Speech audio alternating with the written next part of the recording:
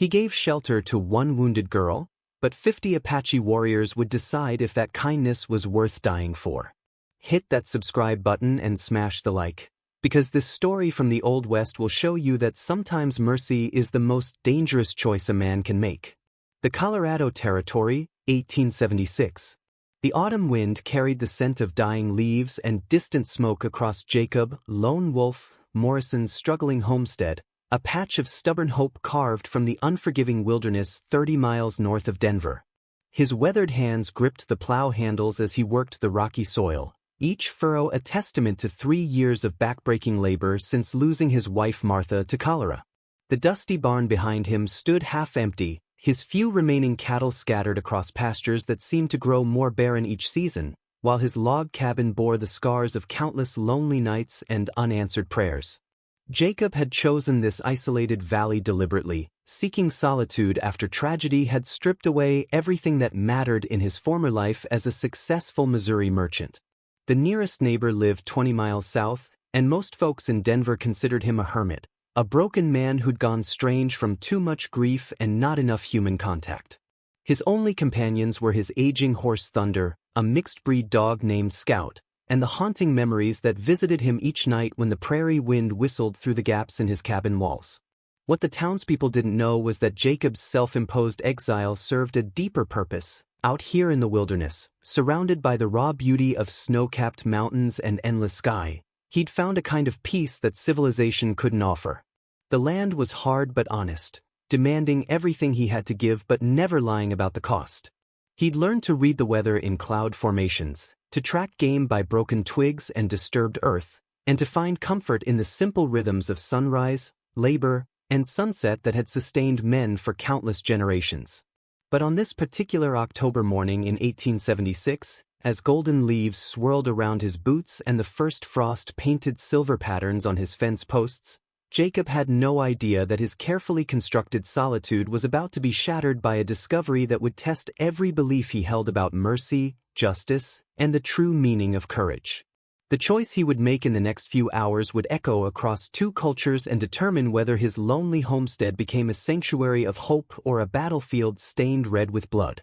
Jacob's morning routine was shattered by Scout's frantic barking from the direction of Willow Creek, the narrow stream that marked the eastern boundary of his property.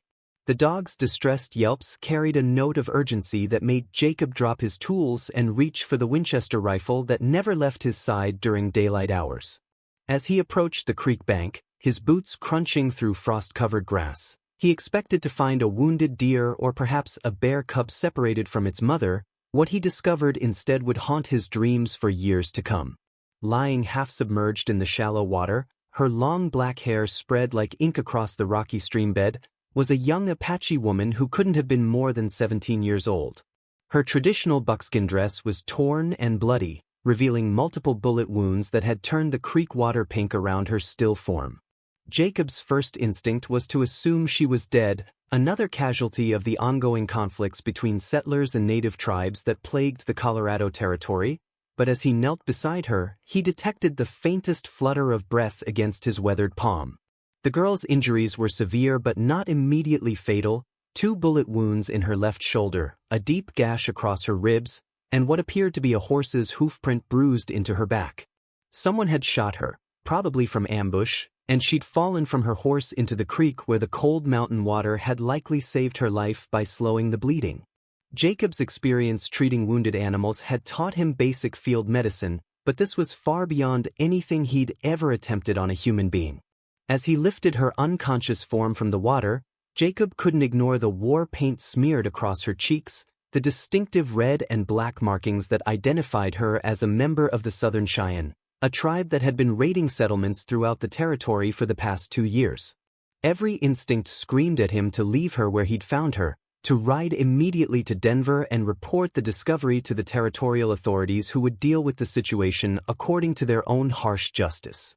But something in the girl's face, a vulnerability that transcended the boundaries of race and culture, a reminder of the daughter he and Martha had never been blessed to have, made Jacob Morrison make a decision that would change the course of his life forever.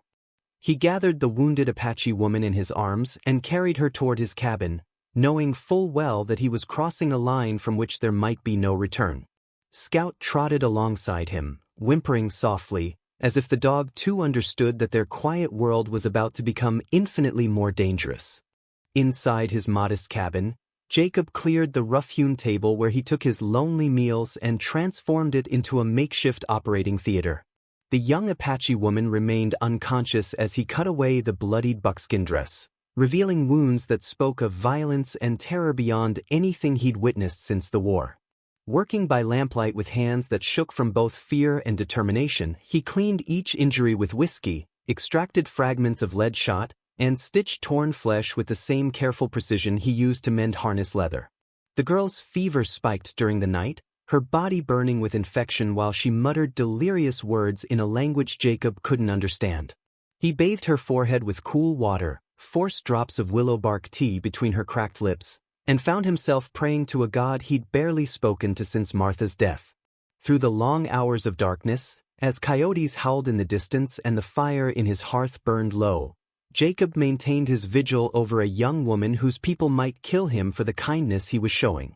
Dawn brought no improvement in her condition, but it did bring something else: the distant sound of unshod horses moving through the timber on the ridge above his homestead. Jacob peered through his cabin's single window and felt his blood turn to ice water. 6 Apache warriors sat motionless on their ponies, their faces painted for war, studying his property with the patience of predators who knew their prey had nowhere to run. They'd found her trail, followed it to his doorstep, and now they were deciding his fate. The girl chose that moment to regain consciousness, her dark eyes opening to find a white man's face hovering over her with obvious concern. Her initial reaction was pure terror. She tried to scream, tried to flee, but her weakened body betrayed her and she collapsed back onto Jacob's rough blankets. Through broken English mixed with Apache words, she managed to communicate her name, Ayana, which Jacob later learned meant eternal blossom, and her desperate fear that the white man who'd found her meant to harm her further. Jacob's attempts to calm her were interrupted by a sound that made both of them freeze in terror: the slow, deliberate footsteps of someone circling his cabin, testing for weaknesses, looking for the best approach. Through the gaps between the logs, Jacob caught glimpses of painted faces and eagle feathers, the gleam of steel tomahawks and rifle barrels. The Apache warriors had descended from the ridge and were now surrounding his homestead, preparing for whatever action their mysterious conference had decided upon. As Ayana gripped his arm with surprising strength, her eyes wide with a fear that had nothing to do with her physical wounds, Jacob realized that the real test of his character was just beginning. The knock on Jacob's door came at exactly noon, 3 measured strikes that echoed through the cabin like gunshots. Through the window, he could see a single Apache warrior standing on his porch, an older man with silver-streaked hair and the bearing of someone accustomed to command. Behind him, partially concealed by the corner of the barn, Jacob caught glimpses of the other warriors who had positioned themselves with military precision around his property. This wasn't a random war party. It was a carefully planned operation led by someone who understood both strategy and diplomacy. Jacob's hand instinctively moved toward his rifle, but Ayana's whispered words stopped him cold. "Red Hawk," she gasped, recognition and terror warring in her voice. "My grandfather, war chief, he thinks I am dead." Through fragments of broken English and desperate gestures, she explained that she had been fleeing an arranged marriage to a brutal warrior from another tribe when soldiers had found and shot her. Her own people believed she had been killed, and now her grandfather had come seeking vengeance against whoever had violated Apache territory by crossing into the sacred valley where his granddaughter had died. The door shook under another series of knocks, more insistent this time, followed by words spoken in Apache that needed no translation. Red Hawk was demanding entry, and his patience was wearing thin. Jacob made a decision that surprised even himself. Instead of barricading the door or reaching for his weapons, he walked calmly across the cabin and opened it wide, stepping back to reveal Ayana lying on his table, clearly alive and receiving care. The war chief's reaction was immediate and dramatic, his stern expression cracked like ice in spring sunshine, replaced by a mixture of joy, relief, and dangerous suspicion. Red Hawk stepped into the cabin followed by 2 younger warriors, their weapons ready but not immediately threatening. The old chief's eyes took in every detail: the medical supplies scattered around Ayana, the careful bandaging of her wounds, the obvious care that had been taken to preserve her modesty and dignity. When he spoke to his granddaughter in rapid Apache, her responses seemed to both calm and confuse him. Jacob couldn't understand their words, but their tone suggested an interrogation was taking place, with Ayana defending actions that her grandfather found difficult to believe. The tension in the room was thick enough to cut with a knife when Red Hawk suddenly turned his attention to Jacob, studying the white farmer with eyes that seemed to see straight through to his soul. When the war chief spoke, his English was surprisingly good, carrying only the faintest accent. "You saved her life." It wasn't a question but a statement that demanded explanation. Jacob nodded, not trusting his voice, and waited for whatever judgment was coming. What Red Hawk said next would determine whether Jacob Morrison lived to see another sunset, or whether his lonely homestead became his tomb. "Why?" Red Hawk's single word hung in the air like smoke from a gun barrel, carrying within it the weight of generations of conflict between their peoples. Jacob felt the eyes of every warrior in the room studying his face, looking for signs of deception, hidden motives, or the racial hatred they'd learned to expect from white men. Ayana watched from the table, her dark eyes pleading with him to give an answer that might save his life, but Jacob knew that any response other than the complete truth would ring false to people who'd survived by reading the honesty in a man's soul. "Because she was dying," Jacob said simply, his voice steady despite the fear coursing through his veins. "Because leaving her to die in that creek would have made me less than a man, less than human. I don't know much about Apache ways, but I know something about suffering, about loss, about what it means to be alone in a world that seems bent on breaking you." Red Hawk's expression didn't change, but something flickered in his eyes, perhaps recognition, perhaps respect for honesty, perhaps simply surprise at hearing such words from a white settler. The war chief moved closer to examine Ayana's wounds, his weathered fingers tracing the careful stitchwork with the expertise of someone who'd treated many battlefield injuries. He spoke quietly to his granddaughter in Apache, and her responses seemed to satisfy whatever doubts he harbored about Jacob's motives. But when Red Hawk turned back to face the white farmer, his expression had hardened into something far more dangerous than simple suspicion. It was the look of a leader making calculations that would affect the lives of many people. "My granddaughter tells me you have been kind to her, that you treated her wounds with skill and respect," Red Hawk said, his words measured and careful. "But kindness alone does not erase the fact that you are white, living on land that once belonged to my people, part of a race that has brought nothing but death and sorrow to the Apache nation. How do I know this is not some trick, some trap designed to lure my warriors into vulnerability so that soldiers can surround and destroy us?" The accusation hit Jacob like a physical blow, not because it was unfair, but because he understood the logic behind it. From Red Hawk's perspective, every act of white kindness had historically been followed by betrayal, broken treaties, and massacres. Jacob's rescue of Ayana could easily be interpreted as bait in a larger trap, especially since his isolated homestead would be the perfect place to stage an ambush. The fact that Jacob was alone, without obvious military support, might actually make him more suspicious rather than less. As the silence stretched between them, broken only by the crackle of the fire and Ayana's labored breathing, Jacob realized that his next words would determine not just his own fate, but possibly the lives of innocent people throughout the territory. Red Hawk was testing him, but the nature of that test was far more complex than simple questions about his motives. The war chief was trying to decide whether Jacob Morrison represented a genuine chance for understanding between their peoples, or whether he was simply another white man whose kindness would ultimately prove to be poison wrapped in false compassion. Red Hawk's next words would have seemed impossible to Jacob just days earlier, yet they carried the weight of absolute sincerity. "I propose a test of your character, white man. Not just words, but actions that will prove whether your kindness comes from the heart or from calculation." The war chief gestured toward his granddaughter, then toward the cabin windows where shadows of the other warriors could be seen moving in the afternoon sunlight. "Ayana needs time to heal, time to grow strong enough to travel back to our people. Will you continue to care for her, knowing that 50 of my finest warriors will be watching your every move from the ridges around your land?" The proposition was both an honor and a death sentence wrapped in diplomatic language. Jacob understood immediately that he was being offered a chance to prove himself, but that any failure, real or perceived, would result in swift and final justice. Red Hawk was essentially placing his most precious family member in Jacob's hands while surrounding the homestead with enough firepower to reduce it to ashes at the first sign of betrayal. It was a test that few white men would have the courage to accept, and none would survive if they failed. There are conditions, Red Hawk continued, his voice taking on the formal tone of treaty negotiations. You will care for her as you would your own daughter, with respect and protection.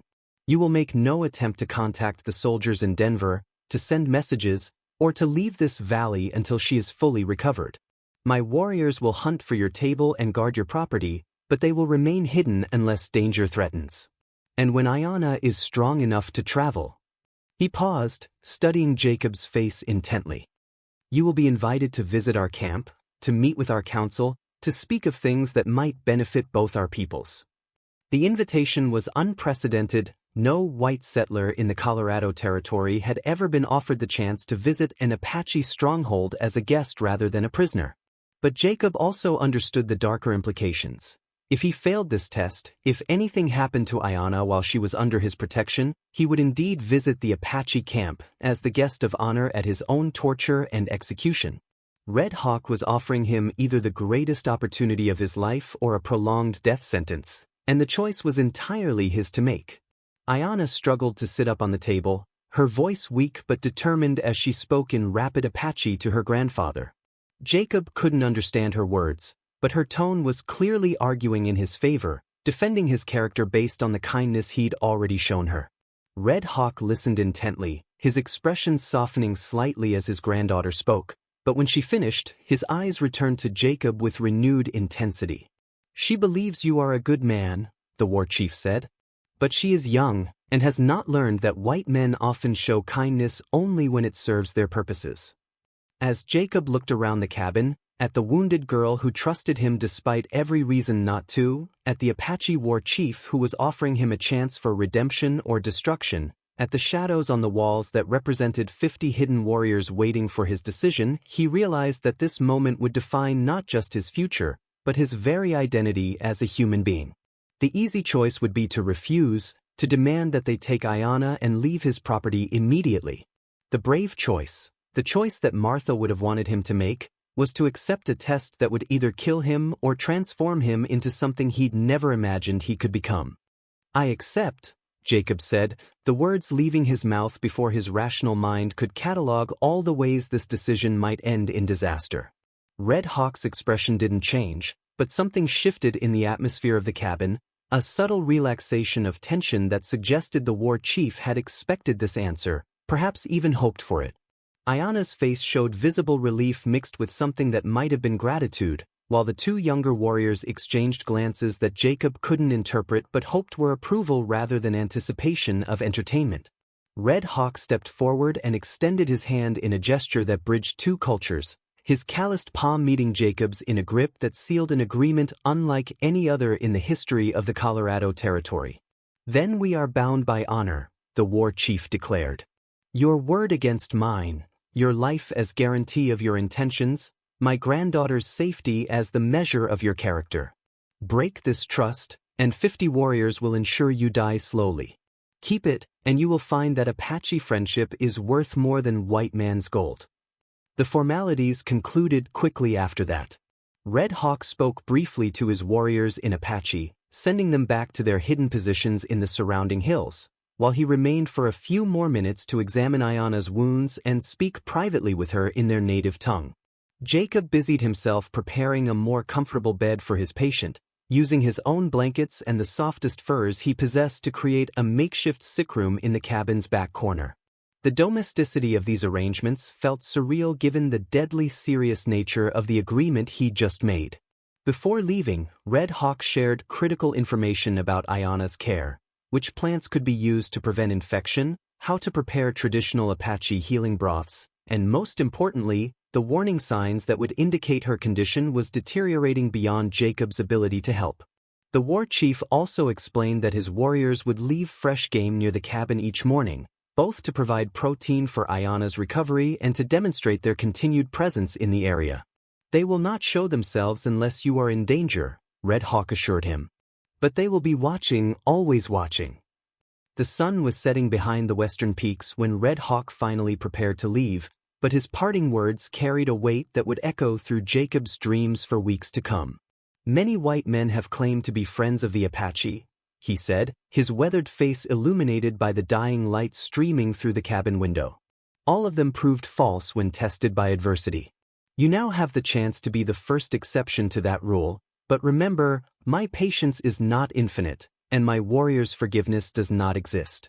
Treat her as you would wish your own daughter to be treated by strangers, and all will be well." As the war chief disappeared into the gathering darkness, Jacob found himself alone with Ayanna for the first time since her grandfather's arrival. The young Apache woman watched him with eyes that held a mixture of curiosity, fear, and something that might have been the beginning of trust.